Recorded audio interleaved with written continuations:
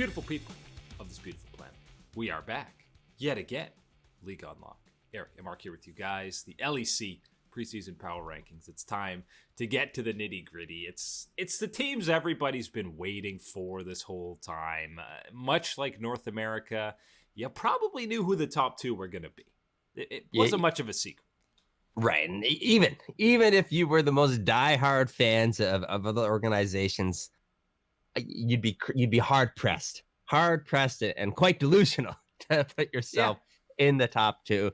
You know who we're talking about? It's Fnatic and G2 time. Just which one's it gonna be?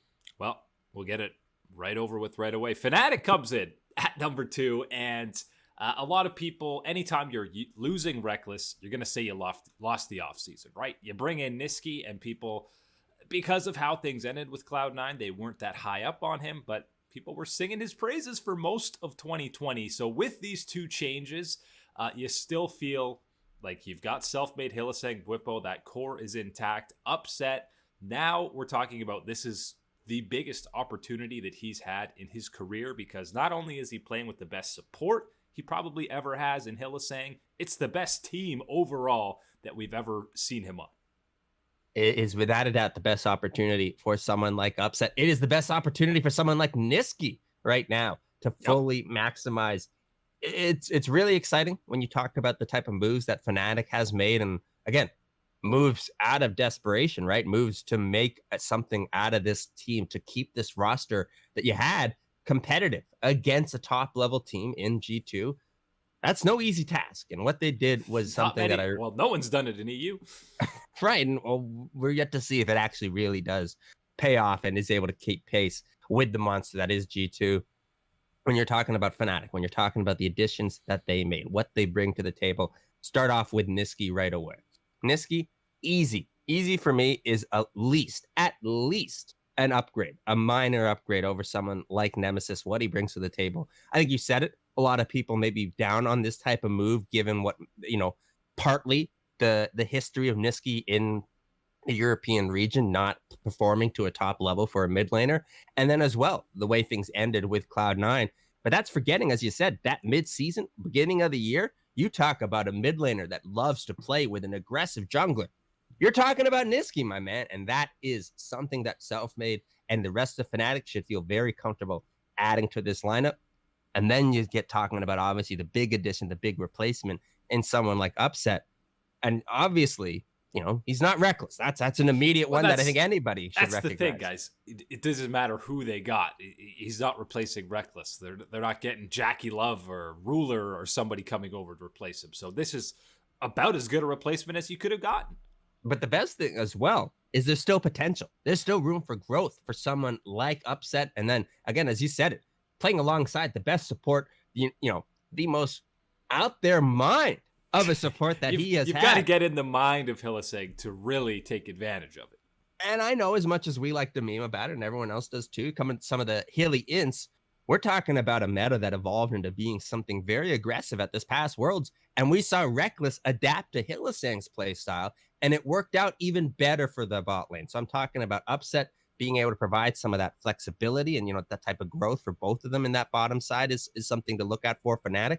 And even if you're not going to see any growth, Upset's damn good enough to fill that void, to pump you up at least above the rest of the LEC. Yeah, the question is, I don't exactly associate Upset with an aggressive AD carry, right? That's flashing forward a lot of the time. And I mean, Reckless hasn't been for the majority of his career. It's been calculated aggression. So we'll see if Hylissang breaks that down a bit with Upset and says, "No, man, we're flashing over the wall. We're going in here." That is when they're actually 2v2ing, because we know Hylissang loves to roam quite a bit, but we've seen him play both of those play styles. At times at Worlds, you saw him and Reckless dominating 2v2s in the bot side, and then throughout times in Europe, he's been running around with Selfmade, ganking everywhere but bot lane. And Selfmade is the name that you got to be thinking about as far as, not needing to prove himself. But if this team is going to go anywhere, Selfmade needs to be a star. He needs to continue to be that aggressive jungler that they had and be one of their focus points. One of the other things that I do want to mention, and I think that kind of goes under the radar for a lot of people, is Bwipo in that top side? It's not that, oh, he's a liability or anything else of that nature. It's talking about he needs to continue his reign as one of those top lane players in the LEC, right? We talk about him in the names like Wonder, right? As far as the consistency and what they're able to bring and how you stack up to them in the league. Well, the question is going to be not well for Bwipo to Wonder. Doesn't stack right. up well. Well, so then the problem then becomes, well, I'm looking at you needing to maintain that position as number 2, right? Right behind someone like Wonder. You need to maintain that level of play, that level of, dominance at your position. You got guys like BB, right? And I know that you handled BB at Worlds this past year. Sure, you did great. You're smiling, wide Bwipo. You're feeling good. It's going to be a different story with Schalke, I'm telling you, and you got to be ready for that coming through and in your own backyard now to take care of. That's one of the things that I think a lot of people might be sleeping on for Fnatic. I think Bwipo is more than capable at delivering the performance necessary to keep that edge on almost everyone but G2. But that's certainly something that is going to have to be there for this Fnatic roster, even with the additions. And I think with Bwipo and Selfmade, that top side staying intact, there's going to be more pressure on Bwipo. There's going to be more expectations, especially with a mid laner like Nisqy, who we saw throughout all this time on Cloud9. He's not demanding resources. He's giving up CS to his side lanes. He had some of the lowest gold share percentages among all mid laners, even when they were dominating. He's roaming. He's running to the other sides. There's going to be more emphasis on Bwipo, I think, with this new roster for Fnatic. And as one of the now veteran members of the team right behind Hylissang, which is crazy to think about, there's going to be more expectation and more responsibility for him.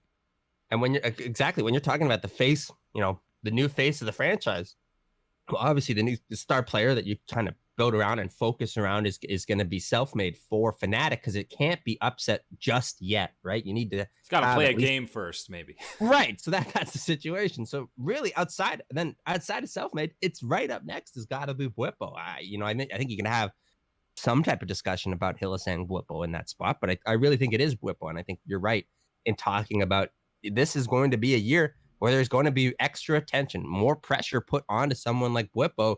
And as far as getting the results that Fnatic fans want, what the Fnatic organization wants, and what they demand from themselves to be right up there with G2, it's a necessity that they get that level of play. But what you are going to see, and we saw Nisqy do this on Cloud9, the blabber effect, call it what you want, they play crazy. They're fighting all over the place. Hylissang, Bwipo, and Selfmade are all aboard for that. Upset, he hasn't played on a team that plays like that. Schalke, Origin, both those squads got kind of memed for just sitting there waiting for late game, playing it slow, not many kills. That ain't happening on Fnatic, so we'll see how Upset adjusts to fighting pretty much 24/7. I think that's going to be another change that needs to be talked about, because look, you talked about 4 players out of this 5 on this Fnatic roster. Synergy, it's all there, right? They want to go in, they want to back up their butt. My man is going in deep. I'm following him right after. Let's go. But the problem is then, well, Upset's hanging back across, on the other side of the wall. Yeah, that's certainly something that's going to have to be adjusted, whether on the 4 players that are going in, right, that want to be aggressive, or on the one on Upset being more there, being ready to engage more often.